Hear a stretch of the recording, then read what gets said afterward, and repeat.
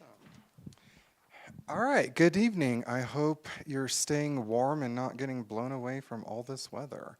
It is spring in Alamosa, so good evening. Welcome to tonight's segment of the faculty lecture series. I'm Jessica Lardy, professor and director, and I coordinate the series. Thanks for attending tonight. Keep an eye out for upcoming lectures. On your way out, pick up a rack card from the shelf over there if you so choose, or keep an eye out for my email announcements. Next week we have two lectures, one on Wednesday and also on Thursday, so keep an eye out for those. This evening's event is presented by Dr. Beth Bonstetter, Professor of Communication in the School of Humanities and Social Sciences. Dr. Bonstetter serves as the Chair of Languages, Literature, and Communication, and as also the acting director of the School of Humanities and Social Sciences. She holds a PhD in communication from the University of Minnesota, Twin Cities. Dr. Bonstetter has been to several seminars and fellowships offered by the media industry, including those offered by the Television Academy Foundation, also known as the Emmy Awards, the National Association of Television Program Executives, and the International Radio and Television Society. Dr. Bonstetter has been at Adams State since 2008. So tonight's lecture is titled Closing the Gap. Wait, nope, just kidding, wrong one. Rethinking the concept of canon and popular culture and fandom. Excuse me for that. And in her words, the idea of canon and popular culture fandom has been upheld by fans and cultural critics, such as academics alike, but doing so also reinforces power held by IP holders, as well as allows fans to reify problematic attitudes about race, fiction versus reality, and so forth. Using the work of French cultural and literary scholars Michael Foucault and Roland Barthes, this lecture explores the consequences of the notions of pop culture canon, why this notion holds so strongly in our culture, and offers alternative thinking about how we classify and understand popular culture text, focusing on the concept of media literacy. So help me in welcoming Dr. Bonstetter. The deck for this lecture might also be how I spent my sabbatical. All right. So, because this is going to be somewhat of a theoretical lecture, I want to get into some definitions first, just to make sure everybody is on the same page. So, when I refer to a text, I'm not talking just about something that's written. In communication studies, text can mean really any kind of discourse. So books, television series, video games, films, that's generally what I'm talking about. Graphic novels, any kind of like regular media thing that we're used to consuming. In communication studies, sometimes text can even be, things that are coupled together or things that are, you wouldn't think of as a text, such as a mall. But in my case, it's those things. IP, which is probably the only time I'm going to define it, stands for intellectual property. And that is media, pop culture stories, and who owns the rights to it. So it's not necessarily the creator or the author. For example, Disney owns Star Wars and most of Marvel, except for the film rights. And now we get into copyright, which is a little bit convoluted. But except for the film rights to Spider-Man, which is owned by Sony. The Embracer Group owns the film rights to Lord of the Rings, but just Lord of the Rings and The Hobbit. Not the rest of Tolkien's work. Amazon owns the TV rights to Lord of the Rings. And then also the concept of public domain, which L. Frank Baum's Oz books, specifically the ones he wrote, are all in the public domain now.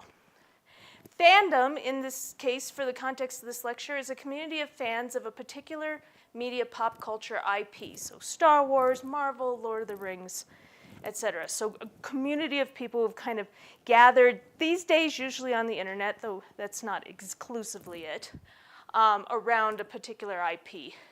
Canon, which is kind of one of the key words tonight, is what counts as what actually happened in the pop culture story.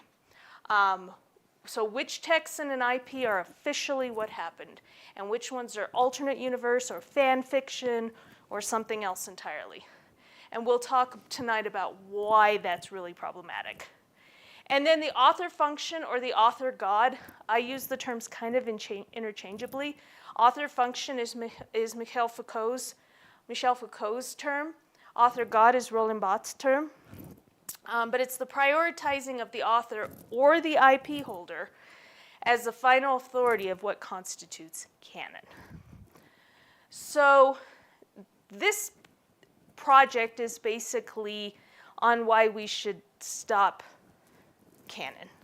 I mean, not necessarily in like canon law in religion or canon, works in English, but in pop culture, why fandom and canon just is actually pretty problematic. So canon kind of popped up around the 60s and 70s. Not that people didn't necessarily use it before, but as a more common term. As an organizational device, which fans used to basically hold authors and creators accountable. So the big kind of seminal example is Star Trek, because a lot of fan practices formed around this text. In Star Trek, there are episodes that are considered classics and well-written and definitely part of the canon, like the City on the Edge of Forever. And then there's ones that are not, like Spock's Brain. And so canon was like, okay, City on the Edge of Forever, definitely canon. Spock's Brain, not canon. Well, what happened? Over the years, this sort of moved away from being a fan device and a fan organizational technique to one that IP holders began to control. So the example I'll probably come back to time and time again tonight is Star Wars. So when George Lucas sold the IP of Star Wars to Disney in 2012, Disney took it upon themselves to say that the extended universe, which was a series of books and comics, graphic novels, other texts that had been fan-created but approved by Lucas, basically those were now not canon. And what Disney produced is canon. And of course, that took all control away from fans. The funky thing is that fans go right along with this. They're fine with it. And that, as I'll talk about, leads to all sorts of other problems. Such as, first of all, there's always, fans love to fight. They love to fight with each other, they really do. If you go on any fan community, you'll see a definite hierarchy. Who's the smartest? Who's the one with the most knowledge? Who's the idiot? Who's the newbie? But this just made it worse. Star Wars, again, very good example. With Disney now saying what we put out is canon, what we designate as canon is canon, there becomes a fight. And it's interesting, the fight you would expect would be like, no, it's not. We don't have to listen to you. It's not. It's, you need to decanonize this. You need to say it's not canon. This is terrible, or this is wonderful, this canon is great. So there's no breaking out of the canon, which again, keep in mind that we are not talking about historical dramas here. We are talking about fiction. We are talking about people who will never exist. But they do. It's increased fighting among fan communities. Now, some of this is also driven by our internet culture, by YouTube, by the need for likes, clicks, and views and subscriptions. So absolutely on both sides, some of this is driven by money, and it's particularly driven by the culture industries for in terms of marketing. So for example, fan fighting, the fans who are against the text will often be villainized by the IP holder, and that effort used for marketing, sometimes in really problematic, terrible ways, like fans may criticize a particular character who happens to be played by an actor or actress of color. And they may not like the character, but they may not have said anything. There's always trolls that do. But what they do is they conflate the trolls with the actual criticisms, and they say, see, these fans are racist. Are you going to let these racist fans control what Star Wars does? Come watch our show. It's a very cynical practice by the culture industries to try to market their IP. The second problematic thing, the reinforcement of IP holders as author gods, meaning that who owns the rights makes the rules, regardless of the quality. So again, the control of canon as an organizational device has essentially been wrestled away from fans at their consent. It's not like most fans are fighting this. The problem with this, of course, is it in turn reinforces authority of large corporations over independent thought.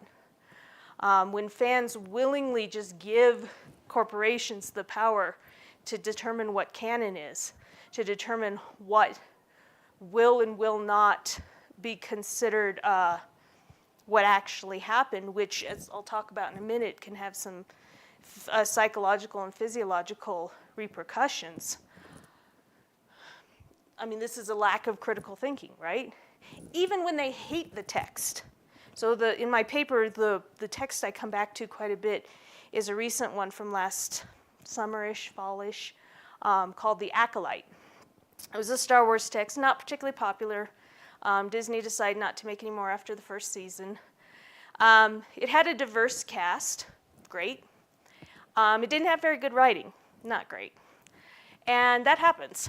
But the people who wanted it decanonized, who hated the text, didn't argue for, you know what, this thing's crap, let's just ignore it. It doesn't matter. They were arguing for it to be decanonized, which sounds like it's challenging the IP holder. It's really not. It basically reinforces that the IP holder has the power to decanonize instead of that power being among the people, among the community. Oddly enough, in my research, I came to find that fans use canon to reinforce racism, really quite badly. And this kind of comes in two flavors. One is this sort of concept fans call blackwashing. And it's this idea that white characters must be played by white actors, and characters of color must be played by actors of color. And while the latter certainly has some very strong arguments given our historical cultural, our history and our culture, the former, these are fictional characters. Remember? They don't exist. But when a character gets that's an actor of color gets cast into a role that was traditionally played or traditionally presented as a white character, a lot of fans lose their mind. And they say, it's not canon. The canon says, well, again, fictional. The second is sometimes excluding whole racial groups, trying to use canon to exclude whole racial groups. So in the Lord of the Rings fandom, there's a group that have used Tolkien's writings and misused Tolkien's writings, where he says, well, I'm trying to, there's no mythology for England, and I'm kind of want to create one like Greek mythology or Roman mythology, England mythology. They take that, they make it so that Lord of the Rings should be totally played by white people because it's about England. England, you never heard of migration? England has people of color. Surprise! So this was sort of another interesting problematic of canon, is how it can be used to reinforce racism. And finally, and the one that kind of drew me to this project initially, is that fans get very involved in these characters. The psychologists call it parasocialism. The idea that our brains are not really evolved enough to know the difference between character on TV and person in real life. And so we develop relationships with these characters. And particularly when these characters die or do something that fans don't like, they can sometimes just fall apart. For example, in those of you that have seen Avengers Infinity War, spoilers in 3, 2, 1, know that Loki is killed in the first 10 minutes of the film. And fans just lost it. Fans of this character just lost it. For one thing, this character particularly, and because of in the Marvel Comics, is portrayed as non-binary. A lot of LGBTQ plus fans really identified with this character, and they felt not only was this character taken away from them, but it was an execution of the bury your gays trope.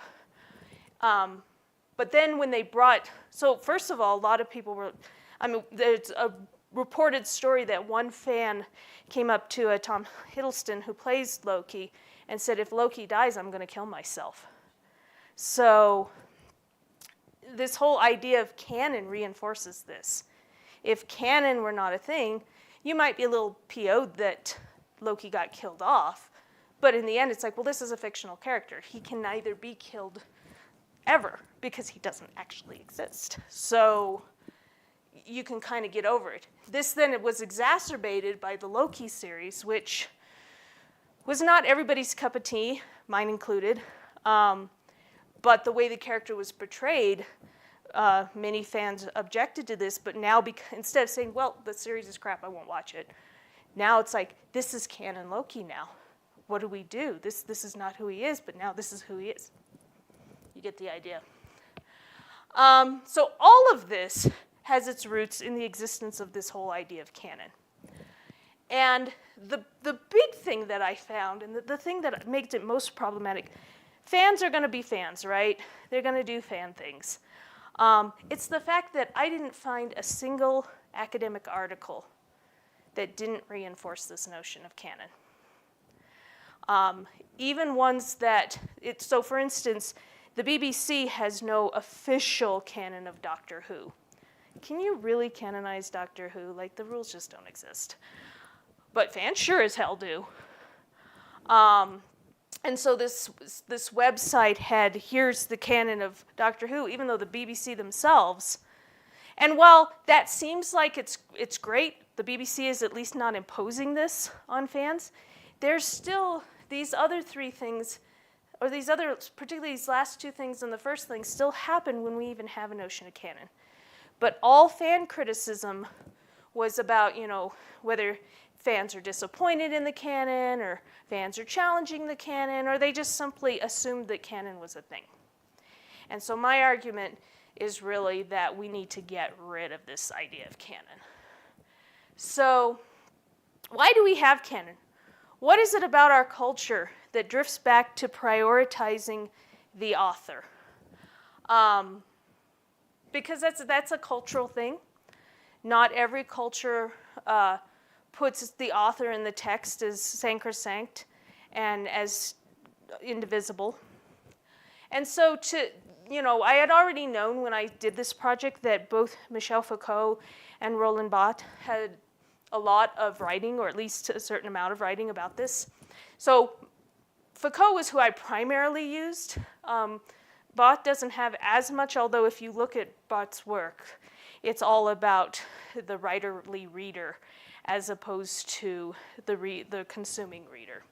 So even though I leaned mostly on Michel Foucault because the journals have a word limit, really Barthes, and I've been working with Barthes since grad school, and so he really informs this as well. So Foucault, in his article, What is an Author, which really was a lecture that was then transcribed, really kind of breaks this down for us. And he argues that ideally, in the beginning, back in the day, however you want to put it, authors disappeared from text. And when we read or when we watch, we shouldn't be thinking about who put this together. The author should disappear. And it should be about the story and what happens in the text.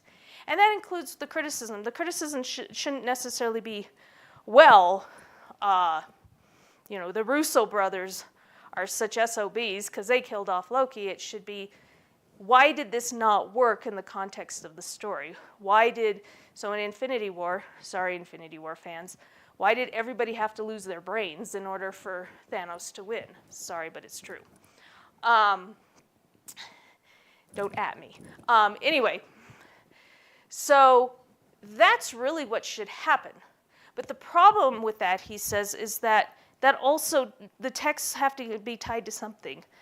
And not having an author makes it harder to tie, it makes it more tied to its time and place. It makes text more dated. Now, one could argue with that, but it basically, by having an author, tying the text to the author instead of a time and place means that we can read it 300 years later and know that it's about the author and what they were living at their time, and pull lessons from it from today, as opposed to reading something when we didn't know when it was written and we didn't know who the author was, and therefore it doesn't necessarily mean much today.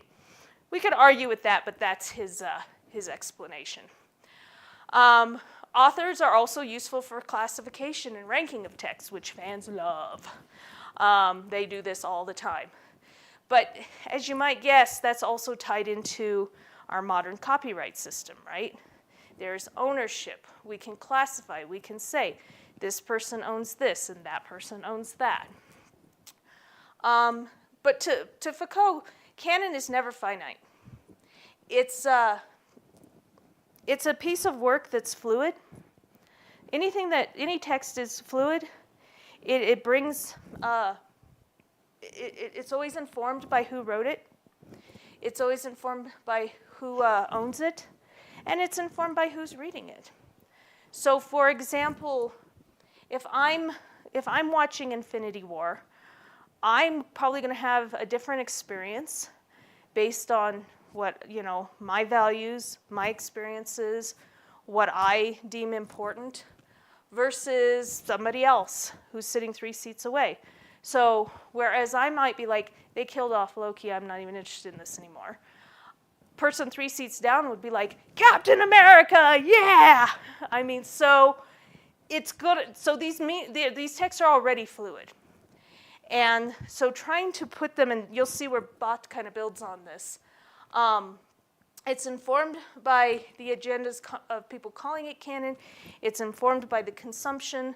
And so we really can't have a canon when it comes to these to texts and to writing, unless we just do capitulate to the author, which is what Foucault says is actually what's happened.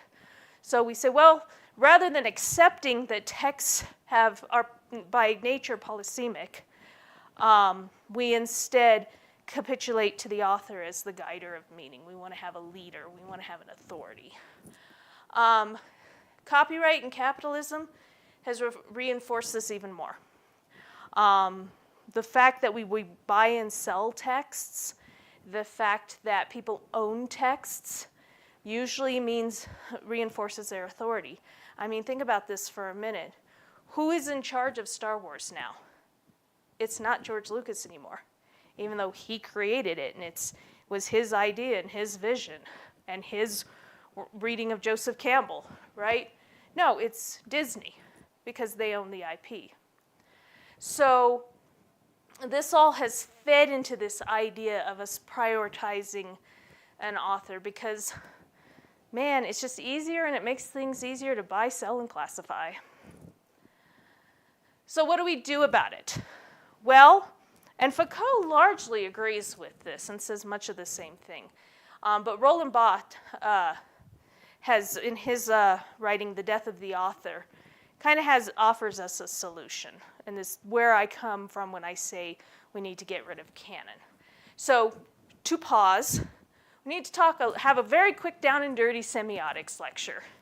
So Barthes was first a structuralist and then a post-structuralist. And he was very much a subscriber to semiotics. So in semiotics, when you have any kind of discourse, you have 3 things going on: the sign, the signified, and the signifier. The signified is the thing. This right here. This is the signified. The sign, the signifier is what we call this chair. Together, those make up the sign. And the sign, and then Barthes goes into how signs can either, can be denotative or connotative. Denotative means chair. Connotative is all the cultural meanings we have invested in chair, comfort, rest, laziness, whatever it is you want to associate with it. And so, in my case, comfort. And so this makes up the sign. And so signs are complex, signs are political, signs have a lot more meaning to them. He, in particular, is interested in what he calls the final signified or the floating signifier. So too many times in texts, we think of the sign, the text, the words on the page, what they mean to us, so the signified and the signifier, as being final, concrete. You read them, here's what they mean. You watch Infinity War, Loki's dead, Thanos wins. You watch Endgame, spoilers in 3, 2, 1. Iron Man's dead, but so is Thanos. Twice. Bot doesn't like that. Like I said before, Bot is very much about the readerly and the writerly text, and how we should be moving from readerly texts, which are texts that we basically consume. We watch Infinity War, we walk out of the theater. To writerly texts, so imposing our own meanings and thinking about our own interpretations. And this gets a lot more complicated. I'm just going to kind of stop there. If I have any Bot aficionados, please know that I'm way oversimplifying this, but you get the idea. He would like to see, so instead of text as a final signified with concrete meaning, he favors the concept of the floating signifier. Again, I'm oversimplifying this just a little because otherwise we'd be here till Friday at 5, if I was brief. So the floating signifier is basically a signifier that changes in meaning. So remember here in Foucault when he talked about canon texts not being possible because texts are not finite, because they have multiple meaning? Well, same thing. This idea that we shouldn't be imposing final meanings on texts. Infinity War is going to mean something different to you than it is to me. And so this is Foucault, like I said, Foucault says this as well. Textual meaning can change depending on time, place, and manner of reading, or watching, or playing. In fact, Foucault says, quote, like a game that it inevitably moves beyond its own rules and finally leaves them behind, the text, is primarily concerned with creating an opening where the writing subject endlessly disappears. So it's this idea that canon makes meaning concrete. Not only does it do all these other problematics, but it does all these other problematics because it makes, if I go back to said problematics, all the other problematics because it finalizes meaning. It finalizes the signified.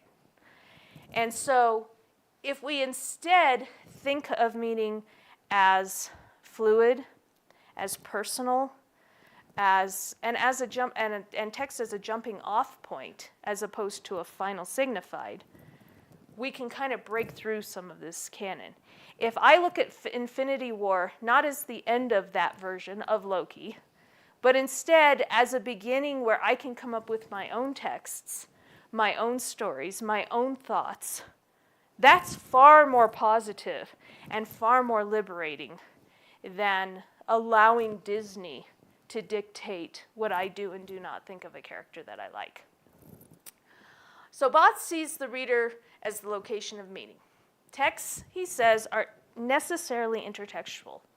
Texts have to borrow from things that are going on around them, borrow from other texts. It's the concept of the world was created millions and millions and millions of years ago, billions of years ago, and all the new ideas were taken up in the first 15. So the very notion of texts being final meaning, being concrete, is just ludicrous to Bot, or was. These guys are unfortunately not with us anymore. So my argument, kind of where I come to after this review in my project, is that canon, we need to stop, particularly academics, need to stop reinforcing this idea of canon.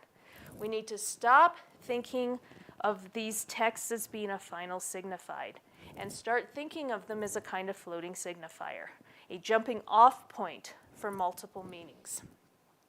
So canon should be replaced by individual, unique interpretations, what fans would call headcanon. Headcanon is awesome. Headcanon is what you decide is canon. And maybe even we go farther than that. Maybe even we don't think of headcanon as concrete, but simply headcanon is what we're enjoying at this time. So maybe right now, I've seen Infinity War, and I'm thinking of a new text where, and again, texts are necessarily intertextual, right? So maybe now what I'm thinking of is Loki has died, but he's gone and met Qui-Gon Jinn from Star Wars, and Qui-Gon is going to train him to become a Jedi in the afterlife. So ghosts plus, right? And maybe a few months later, I'm like, I'm not that interested in that story anymore. Now, Loki actually survived, and he has friends that saved him, and he reunites with Thor, and they go on adventures. So the point here is not that I have a lot of time on my hands, it's that canon, these are different stories that serve different needs in my life or in your life. Maybe, whatever the fan has. These individual stories that they use taking the IP as jumping off points and the stories as jumping off points serves their life as, as they need it, entertains them as they want it, but is not beholden to canon, to the final signified of canon, which again, I know I've said it a lot tonight, does not make sense when we are talking about fiction. Like, yes, real life events, we don't want to go around saying they didn't happen, right? But fictional events are fictional. And we understand that parasocialism is a thing and that we get attached to characters. We know and understand that fans get very wrapped up in these fictional worlds. But part of understanding these texts as being floating signifiers also means understanding that they are necessarily fictional and kind of breaking through some of that parasocialism. So, is this possible? Actually, yeah, it has happened. So the example I give to you is The Wizard of Oz. Now, we're dealing with the internet. There are fans who are like, yep, L. Frank Baum's books, they are canon. And then I guess there was a series of other authors that wrote books based on that, and some of them are considered canon. Did you even know that before you walked in? Here's why you don't. Because probably the majority of Wizard of Oz fans out there are not worried about canon. They kind of pick and choose what canon is. So most of them are not like, the L. Frank Baum books are canon. Da-da. Yes, there are people on X that are. But most, think about Wizard of Oz. You think probably about particularly those first three texts there. How many derivative works have been done from The Wizard of Oz? And not necessarily because it was public domain. It's not been public domain that long, only for about less than 30 years for some of the books. But still, we think about all, some of the most popular Wizard of Oz things wouldn't necessarily fall under this banner of canon. So I think most of us here watching have probably seen The Wizard of Oz from 1939. Problematic production, great movie. You should see it. But then in the 70s, there was The Wiz, which was an African-American version of The Wizard of Oz. Were there probably some racists who were like, oh, you can't do that? Well, probably, but we didn't have the internet to give them a microphone. So The Wiz was super popular. The Wiz play, incidentally, is pretty different than the film. But the film had big stars. Michael Jackson, Diana Ross. This was very popular. And we all know about Wicked. The book, of course, came out in '95. It's very different from the play. The play has made, I think in my paper I said it's to date, since premiering in 2003, has made over $5 billion with a B dollars. The film made hundreds of millions of dollars at a time when films are not making hundreds of millions of dollars. So, and then there are other examples, right? Maybe these aren't as popular, but certain fans like them.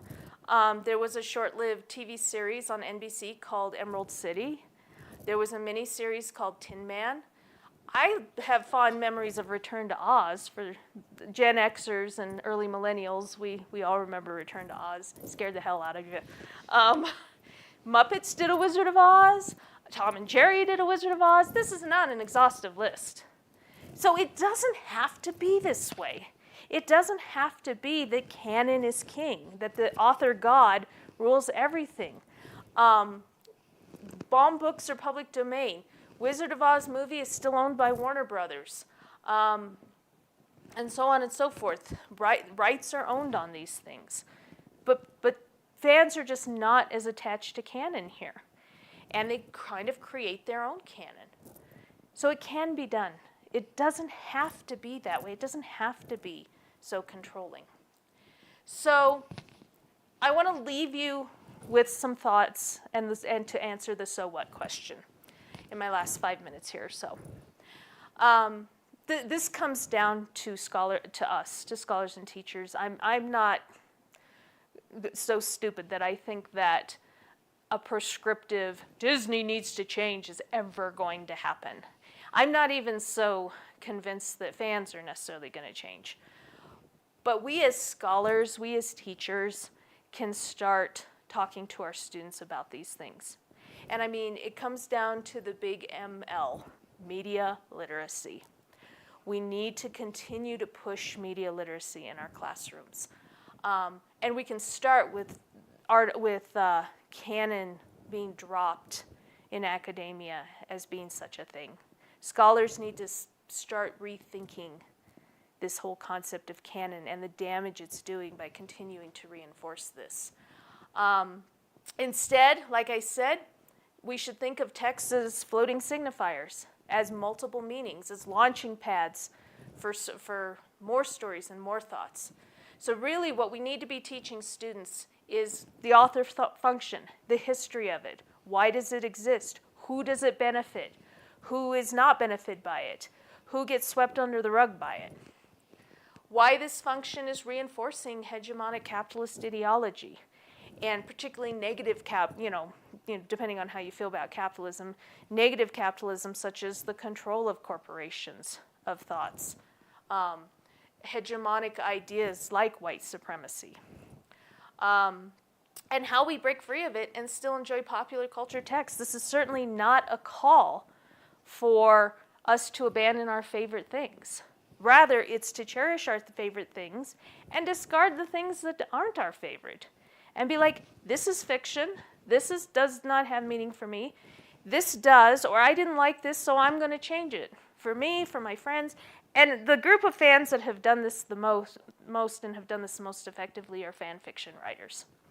So, of varying writing abilities, let's be honest, but it needs to move out of just the fan fiction realm.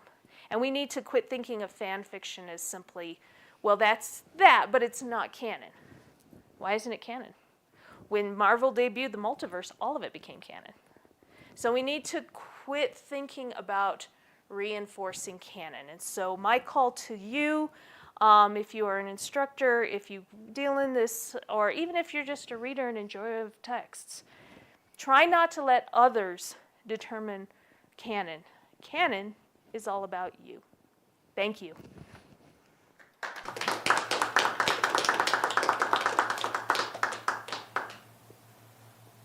Do we have time for questions, Jess? Yeah, so what questions do you have, if any? Yes? Would you say there's any parameters, like, at all in terms of, like, how wide any Joe Schmo can, like, make their own canon? and like the average story enjoyer like legitimizing it, because off the top of my head, I'm not an expert in this stuff at all, but I'm thinking like in any storyline, there's certain things where there's pretty good certainty the author originally meant this, and then there's other things that have tons of ambiguity. Mm-hmm. And I'm thinking like maybe in the areas where there's tons of ambiguity, like there's the sandbox is really wide, whereas like if some random fan just says, well, Luke Skywalker wasn't really a Jedi, like ever, like I'm just Right. thinking out loud here, yeah. Yeah, and these are all things that are kind of being wrestled with in the communication discipline. So what I'm calling for is if it works for, so basically Luke Skywalker never being a Jedi, in fan fiction that would be called alternate universe. So thinking of a world where this happened completely differently. And I think it's legit in terms of critical thinking. Like, no, I don't expect Disney to make that movie. But in terms of critical thinking and enjoying the text and using the text, what Kenneth Burke calls equipment for living, for whatever symbolic need that you need at the time, I think it's fine. What you're also talking about, the author putting in some pretty clear directions of intent versus more ambiguous texts, Bott would call readerly versus writerly texts. A readerly text is a text that is really clear what the meaning is, and you read it, you know what they meant, done. Writerly texts are things like Mulholland Drive, or pretty much anything David Lynch made, most anything Christopher Nolan makes, where the audience is invited to impose, they have to participate, they have to make their own meanings for the text to really make any sense. Those are kind of too extreme on a spectrum. One of my former professors, Brian Ott, wrote quite a lot about this, and he came up with a whole grid about writerly versus readerly texts, and passive audiences versus active audiences, and kind of where things fall.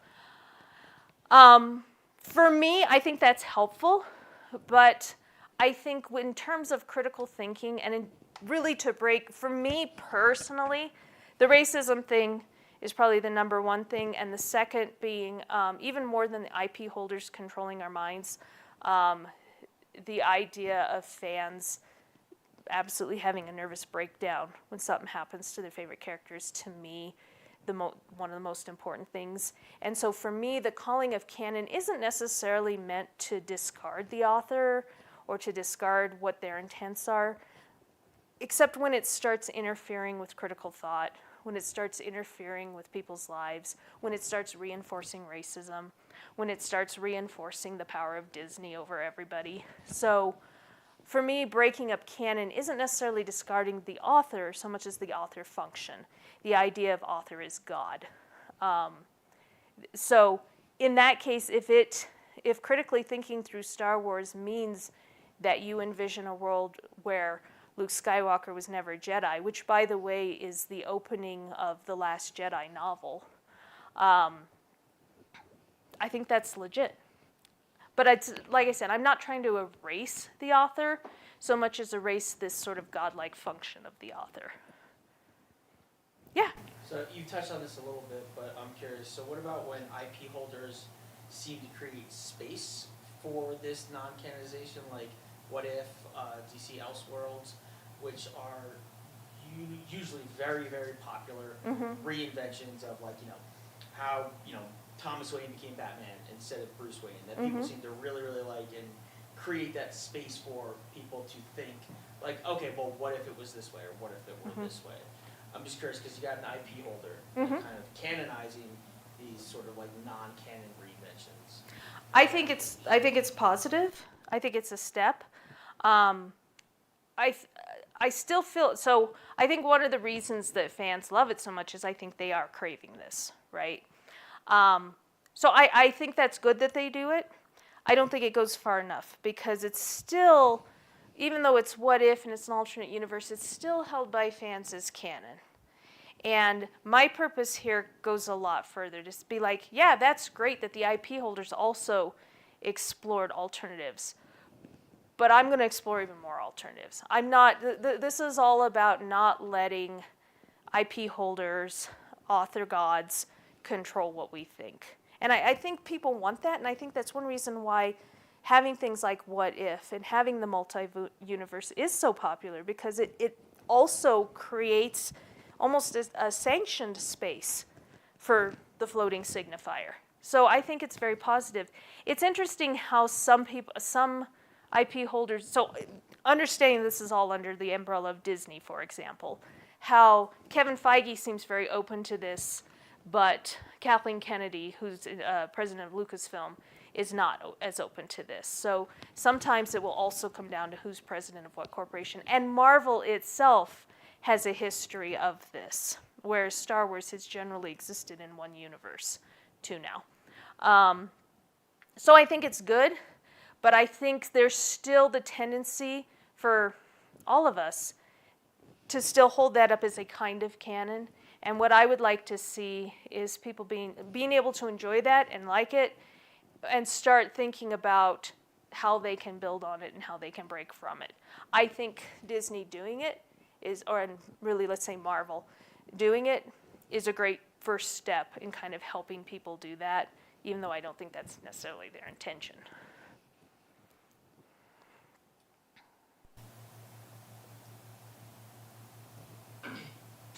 I'm sure I'm gonna be really clumsy about this. That's all right. No, you won't. But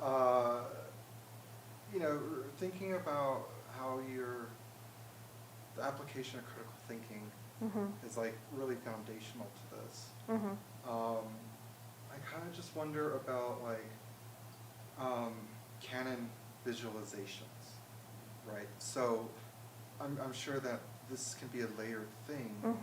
Visualization being one of those, and something we kind of talked about that I'll like resurface again is like those visual references, like as a way to, or even thinking about like, right, that helps clue in, and then the first time we see something, that's the thing that usually sticks.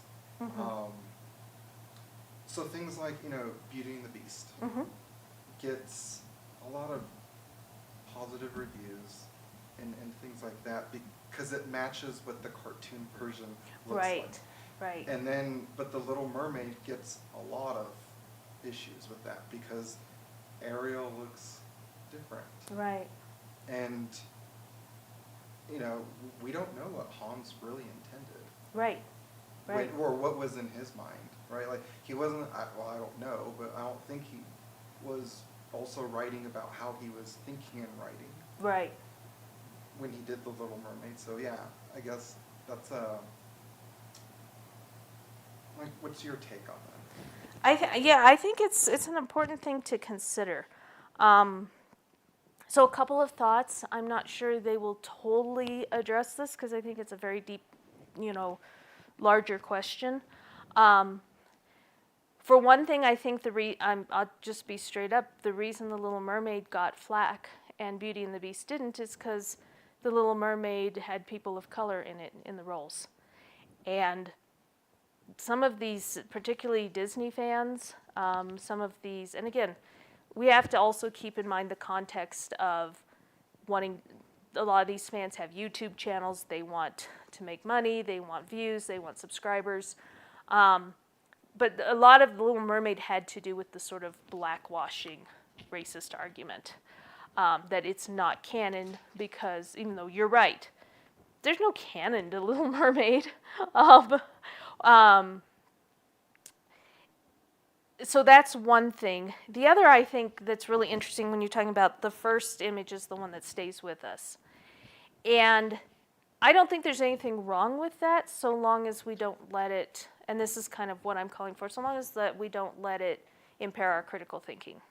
So it's perfectly fine to prefer the 1989 Little Mermaid. That's perfectly fine.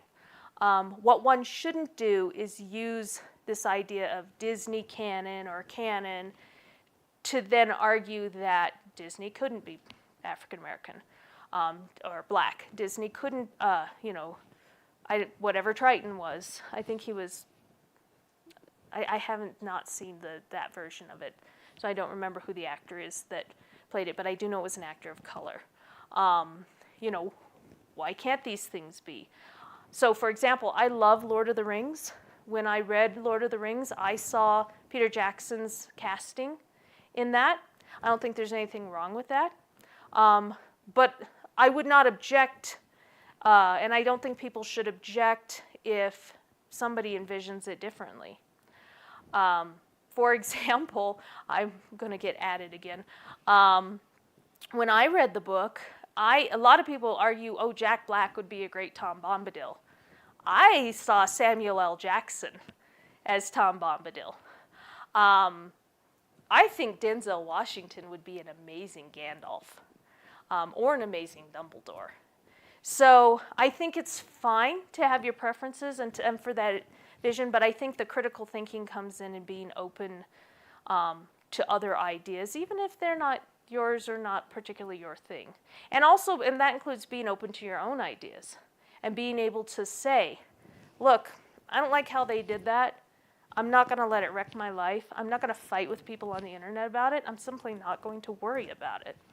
And that's, Disney has a right to make a text any way they want, but you know, we also should think about, if we don't like it, not falling to pieces. Keeping in mind, of course, that you know, some of the falling to pieces is also revenue driven, but not all of it. Not all of it. I don't know if that totally answers the question, but it's a big question. Like, there's a lot to explore there. Yeah. I have a second one if no one else has.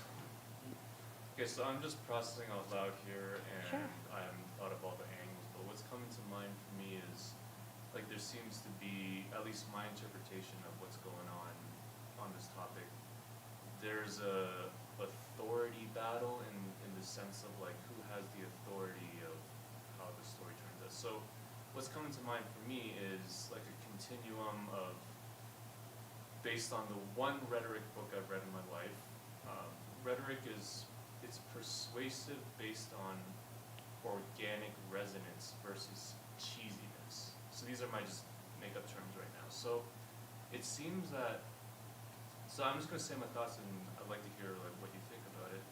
In terms of the authority of like what story wins, whether it's IP, like corporations or not, it seems to be like what story wins is the one that has most deep gong organic resonance. For example, that's why I think The Dark Knight won in terms of like which Batman remake was the best. Mm-hmm. So I guess I'm thinking like maybe is that like a helpful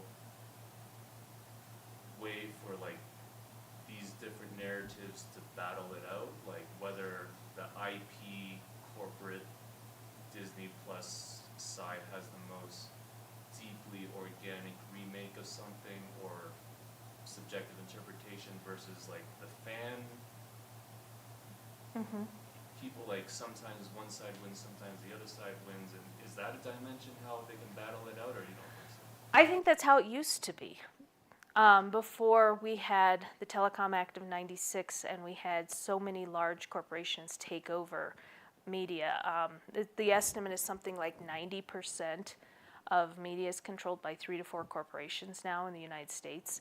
So back in the time of Star Trek, that was exactly what happened. So the episode City on the Edge of Forever had the most organic rhetorical resonance, and it made sense within the story world, whereas Spock's brain was dumb. It didn't have authentic organic resonance. It didn't make sense in the story world. Unfortunately, what's happened is folks, and some of this also has to do with the rise of the internet, seem to be far too willing to just hand over their happiness and their thought to IPs. Now, sometimes this manifests in whether or not something is successful, right? But in our world where media never really goes away, the fan debate continues, and the fan anger continues. And sort of what I'm arguing for is to kind of get out of that paradigm totally, to kind of smash that paradigm, and instead not give so much authority to to something unless you want to and you like it. And also not to give so much authority to other fans. Like, it's okay to like Spock's brain. So my argument, which is still evolving to be sure, is kind of smashing that whole continuum and kind of moving outside of that and thinking of it in broader terms.